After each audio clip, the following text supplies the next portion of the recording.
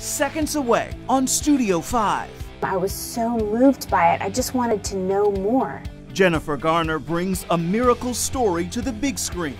Studio 5 is on set and on the red carpet with the story behind the miracle. Plus, how do you prepare to play Jesus?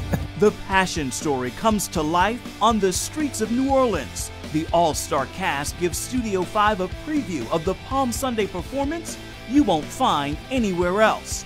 And then... Dad? Yeah. Are you scared? It's sci-fi meets thriller meets religious extremism and a chase. We sit down with the creator and the cast of the film Midnight Special.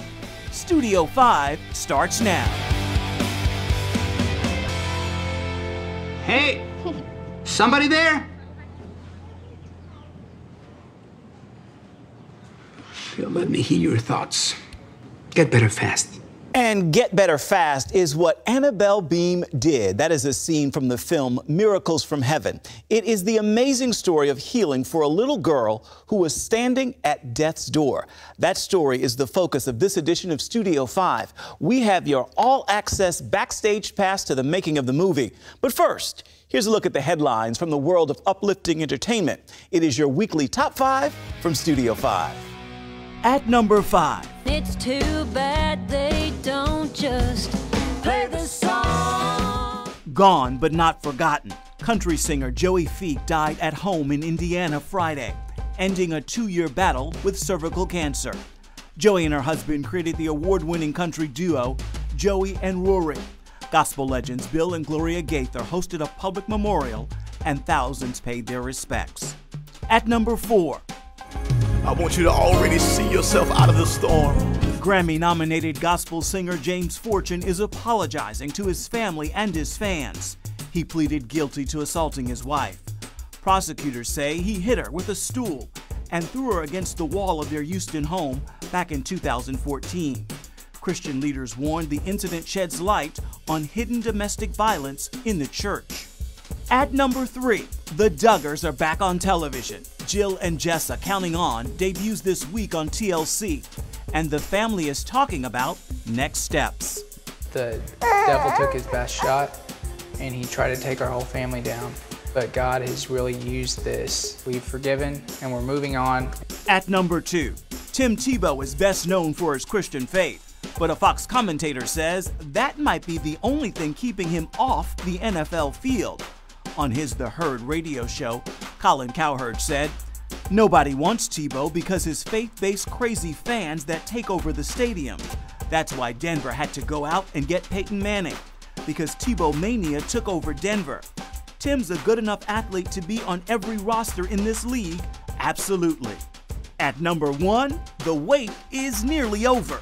She said yes. Seattle Seahawks quarterback Russell Wilson and R&B singer Ciara are getting married. People magazine reports Wilson popped the question off the coast of Africa. The couple made headlines last year after announcing they were saving sex for marriage. Yay, I'm so excited. God is so good.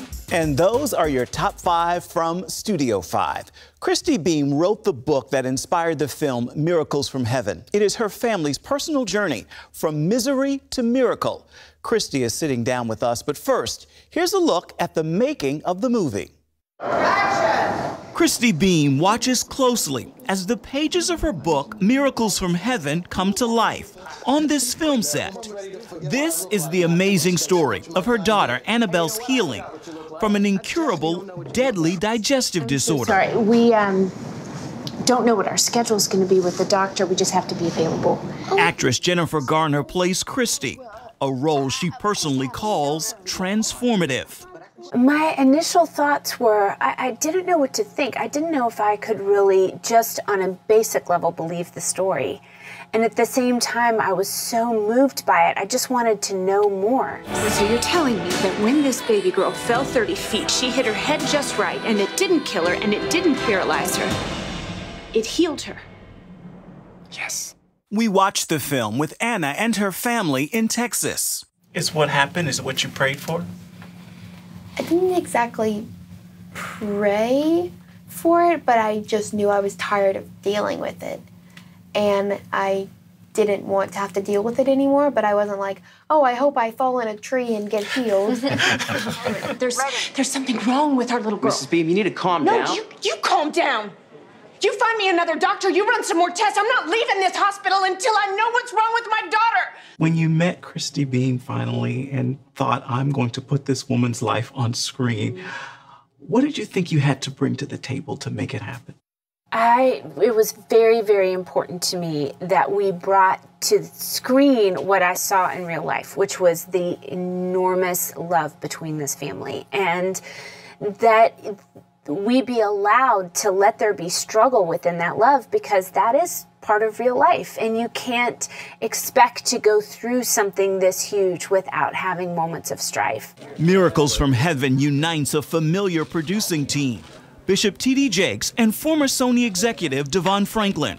They worked together on the film Heaven is for Real. I know you were looking for a follow-up to Heaven is for Real. Why was this the perfect story to do that? It's so funny because the chairman of Sony at the time, Amy Pascal, had called and said, you know, we need to do Heaven is for Real too. And literally, like, it's like, yeah, well, Amy, you know, Colton came back. Like, he's cool, right? He's healed. And she's like, no, there's an audience out there that wants more content like this. And then immediately it was like, well, how do we do it? And his book agent, Jen Miller and Nina Madonia, had this book proposal called 3 Miracles from Heaven. And the moment we had taken a look at it, it was a mother-daughter story. It was a mother fighting for the healing of her child. An amazing miracle happened. It was a page-turner. And when you put that proposal down, it was clear. This was the movie to do. We know that Christy Beam is central to this story, but one of the things that really touched me was her husband, the gentleman playing her husband in the film. As a father and a husband, I could identify. Babe, you say that like it's absolute. Well, this may take a while. It'll be okay. What do you want men to take away from that? I mean, because I know turning to a wife was falling apart, trying to figure out how do I pull this together for you. Right. I do too. I do. Yes, I do. Been there, done that again. Yeah. Oh, yeah. I think, first of all, you're one of the few people to ask that question. I think it's a great question to be asked. You would think with a female directress of the level that we had, and you would think with a female primary star of the level of Jennifer Garner, that it would be a chick flick. But it is not a chick flick. No.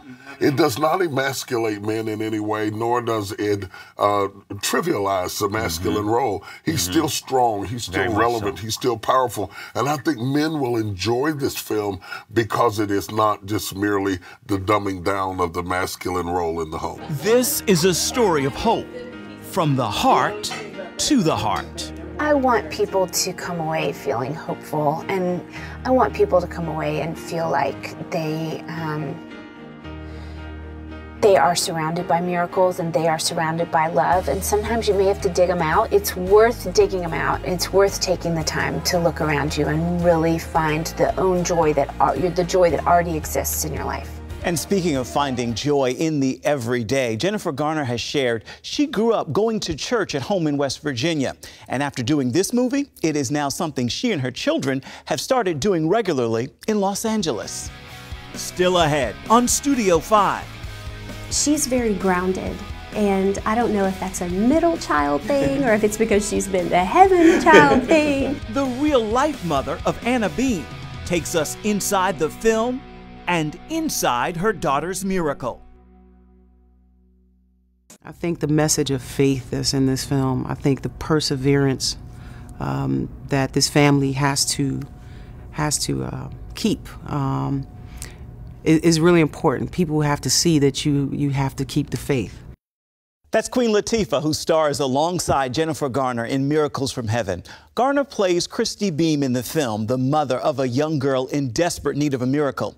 We sit down with the real-life Christy Beam for today's Studio 5 interview.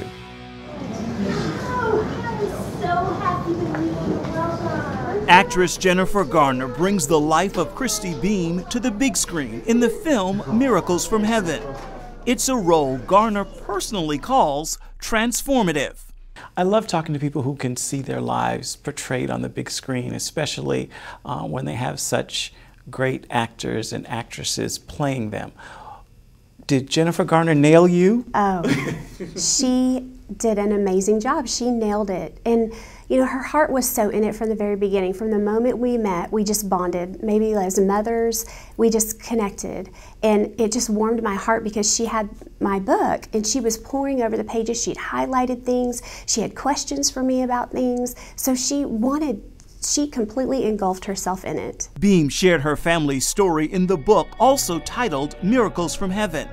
Her daughter, Anna, suffered through years of pain, hospital visits, surgeries, and invasive testing. She was sent home to die when she fell 30 feet head first into a hollow cottonwood tree on the family farm. She was trapped, unresponsive for hours, but woke up and walked away healed, with a story of meeting Jesus in heaven. Let's go back to that time when your daughter was sick. Were you praying for a miracle? What were you praying for? I wish I could say that I was praying for a miracle, but I wasn't. You know, sometimes my prayers were just like, let Annabelle eat this plate of food through today. Let today be the day she eats a whole plate of food. Let today be today she drinks this whole glass of water. Let today be the day her pain is at an 8, not a 10.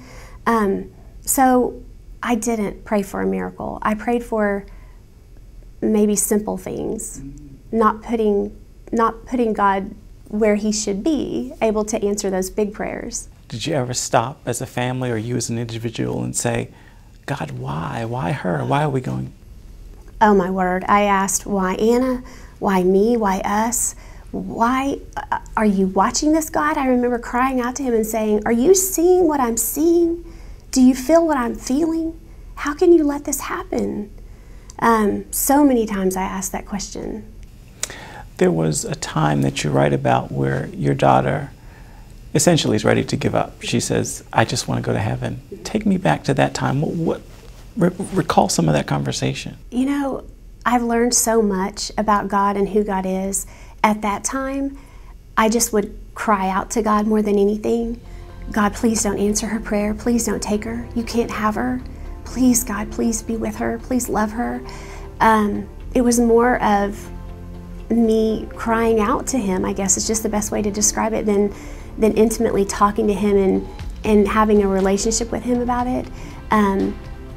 But my prayers were just for protection and for safety and that please don't take her. I read you said that it was hard to accept and believe that God could love your child more than you. What makes you say that? Because it just hit me one day, and I still get so overwhelmed that as much as I love Annabelle, as full of love as my heart is for her, he loves her more than I do. So when I yearn and struggle and watch her suffer, how much more does he hurt to watch that baby suffer? And when that clicked in my brain, it was like, he's not watching this, he's getting this, he's feeling this, he's living this. And I feel like at that moment, I began to see that God was as much a part of what was happening as opposed to just this big God sitting over watching what was happening. He was intimately involved in it. And that is the Beam family's miracle story, but God is performing miracles all around us. We just need to wake up and pay attention. Still ahead on Studio 5, we're hitting the iconic streets of New Orleans, where the stage is being set for Jesus' coming. This is probably the biggest role anyone could ever kind of like play, you know? We're talking about Jesus Christ here. Palm Sunday brings a live Passion performance to the Big Easy. We've been taking a look at miracles in today's Studio 5, and it's Easter season. Believers celebrating the miracle of Jesus' death, burial, and resurrection, the Passion story. And this year, that story is coming to life on the streets of New Orleans and on the Fox television network in a live, massive musical, The Passion Live. There is no fear now, I will love you. The final hours of Christ's journey on earth are coming to life, with actor and award-winning singer Giancarlo Canella taking on the lead role. How do you prepare to play Jesus? It's a musical take on the 2,000-year-old story.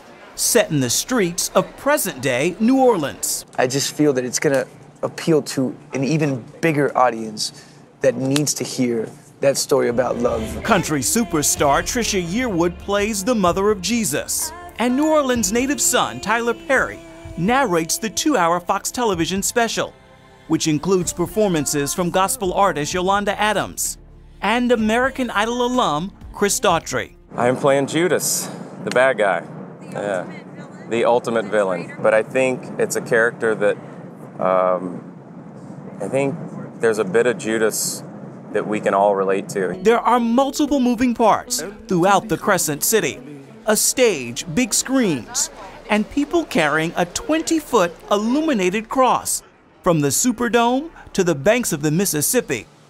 The massive production is part of what attracted Michael W. Smith to the project, playing one of Jesus' disciples.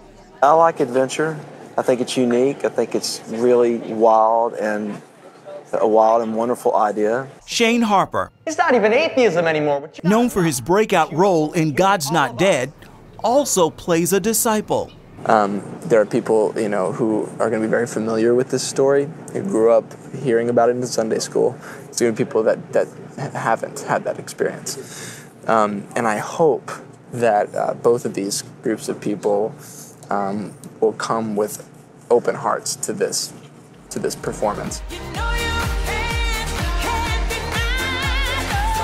The play hangs on popular music, with lyrics rewritten to tell the story. I sing The Reason by Hoobastank, which for me was always a great song about love. It was always one of my favorite records. And coming here to the Passion now, singing this song after Peter denies Christ 3 times, and now kind of seeing the song from a whole nother point of view, it's definitely going to be, I think, an emotional performance. I will love you.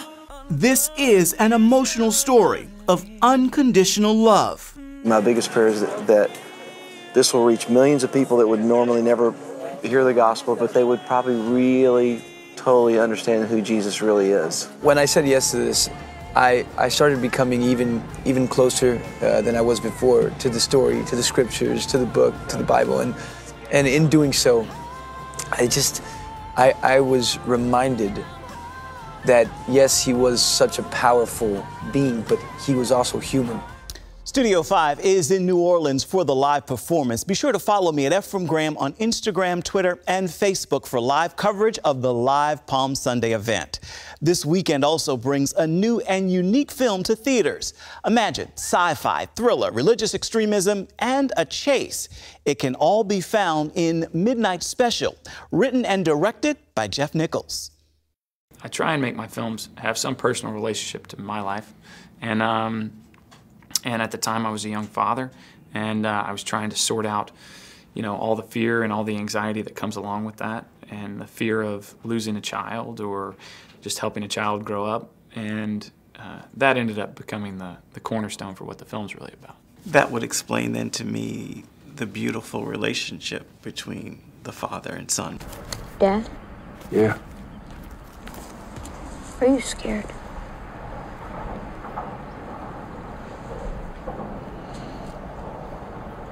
Yes. You don't have to worry about me. I like worrying about you. You don't have to anymore.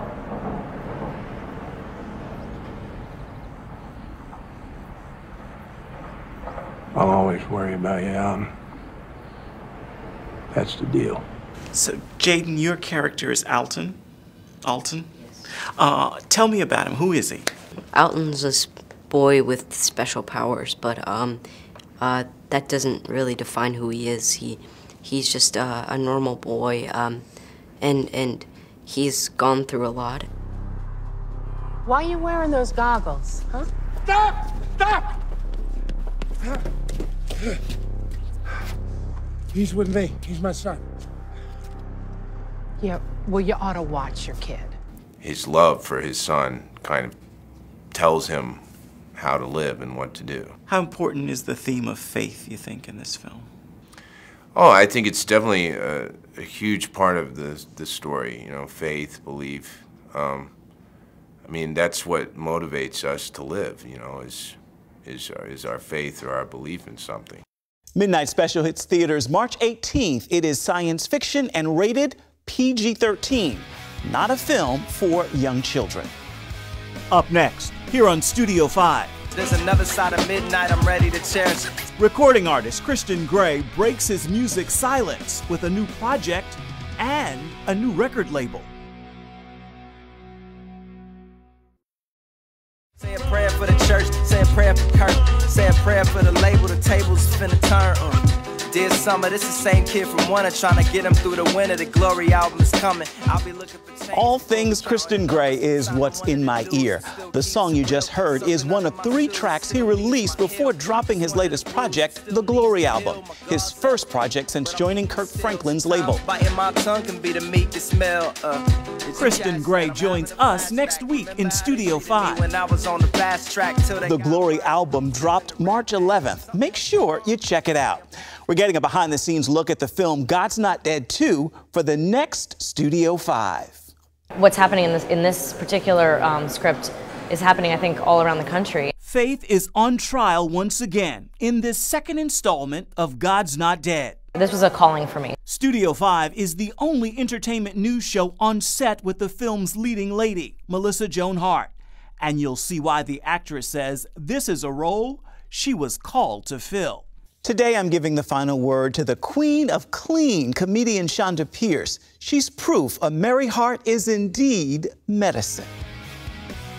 You have to go back to work. And I know that sounds like a harsh thing in the middle of your grief, but there's probably every widow out there listening to me knows exactly going, wow, I wish I could have hid away for a few more weeks. But I will tell you this, God's so good. Sometimes we think he's not working in our lives in the middle of our grief, but sometimes the very fact that we have to go back to work to pay the light bill is a gift from the Lord to make us not hide away and give into our grief. And so therefore you do learn to be grateful. Imagine that. Even a stack of bills can be a gift from God. That is the final word for today's Studio 5. Until next time, reach out and touch me at Ephraim Graham on Instagram, Facebook, and Twitter. Then come on back and see where Studio 5 takes you next week.